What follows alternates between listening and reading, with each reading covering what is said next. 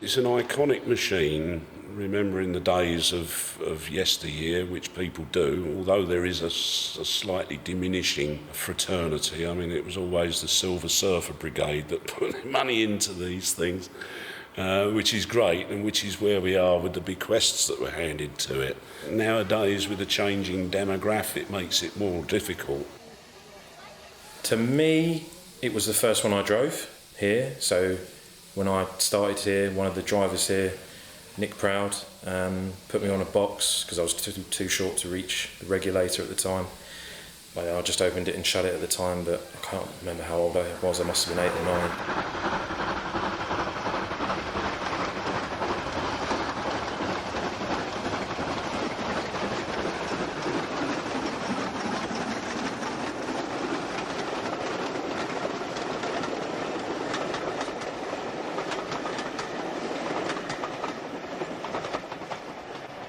But at the end of the day, it's a reminder of the past. You should not let your history go to the wall.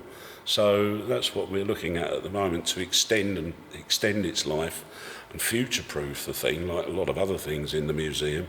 We're campaigning at the moment to get some extra funding in, just to get the thing going again, basically, because without anybody's help, it won't.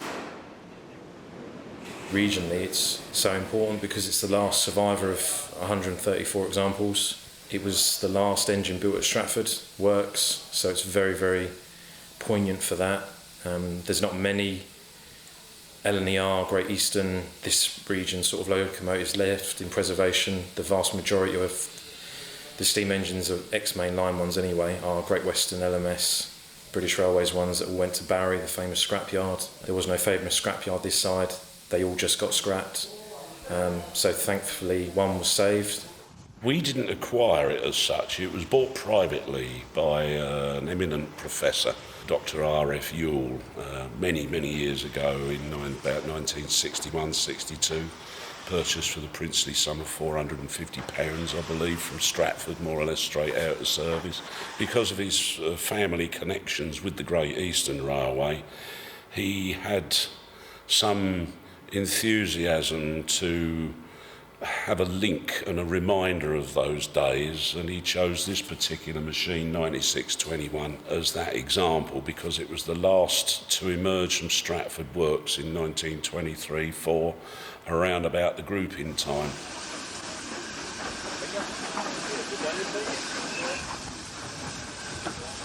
Basically, steam in the London area disappeared in about 61-62, very early on, in favour of electric and diesel traction coming in.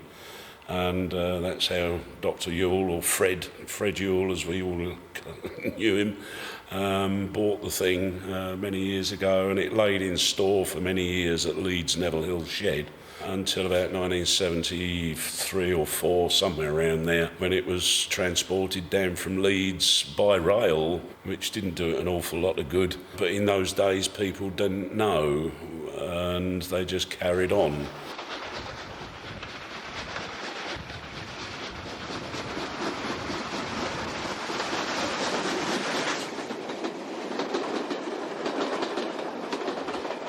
It's got quite a following. It's done a lot of mainline stuff in the early 90s, so there's a lot of volunteers here who still remember it and remember it fondly for that.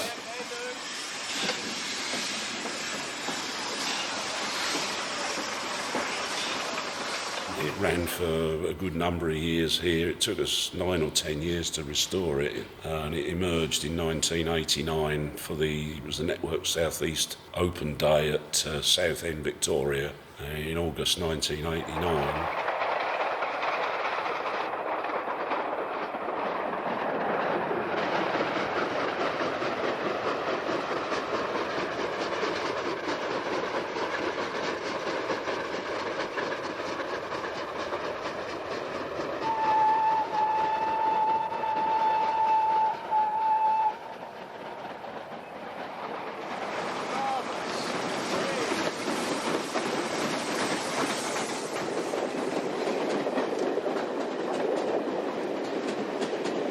It toddled up and down Chappel sidings here all day, but it ended up getting hired out to other railways.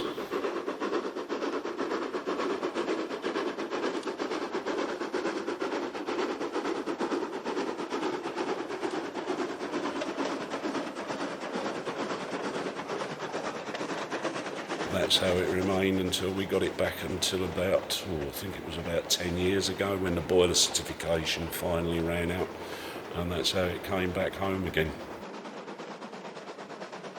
Yeah, we started the overhaul back in June last year. At present, as we're recording this now, obviously the boiler's now gone away to Liverpool. That's being restored there at quite a handsome cost to the organisation.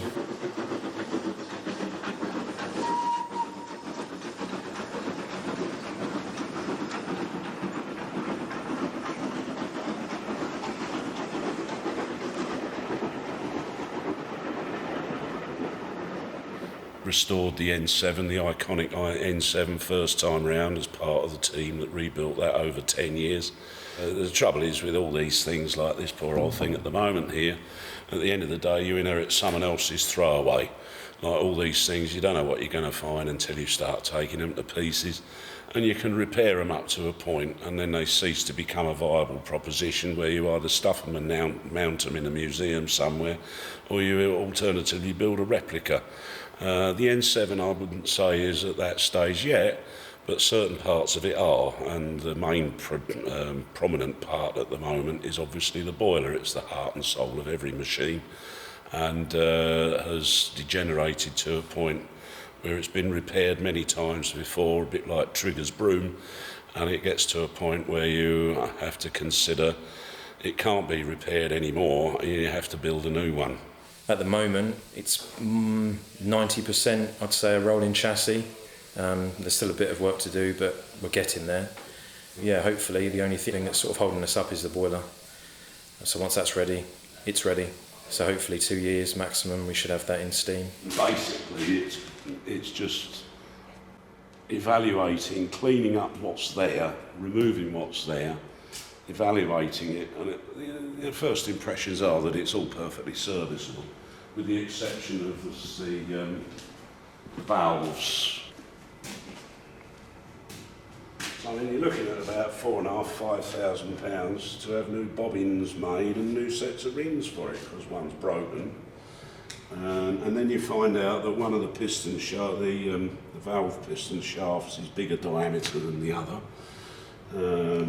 Obviously it's suffered some wear and tear in the past. In total we're looking at around £350,000 for all of it.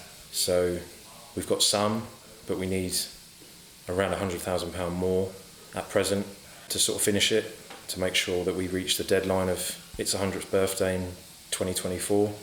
I mean, at the end of the day, these things are museum pieces.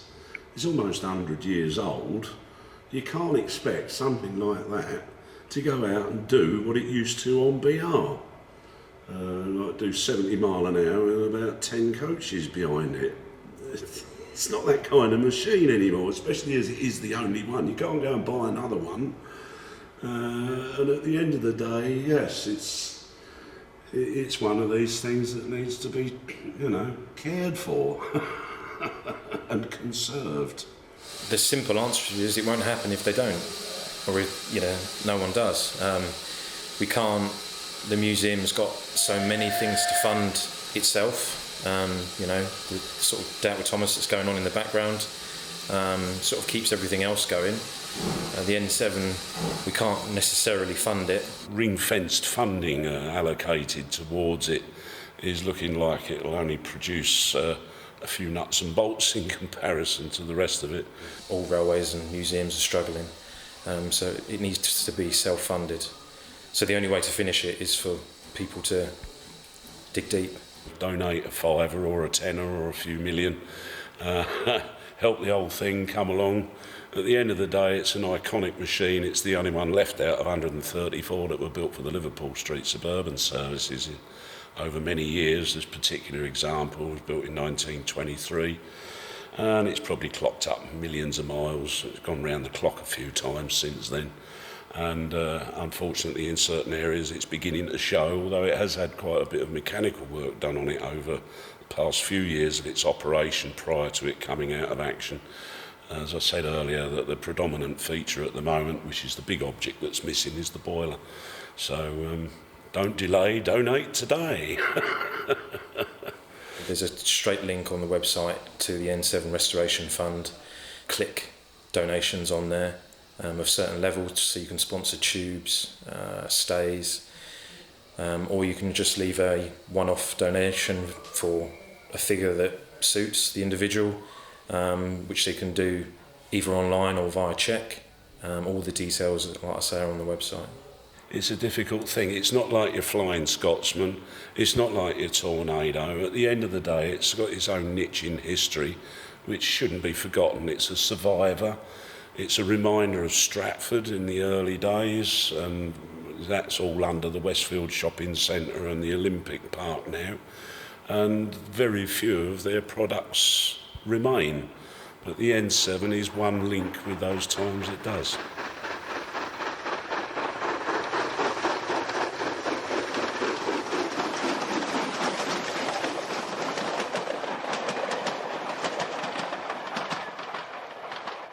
Don't delay, donate today. If you want to see it going again, it's the only way.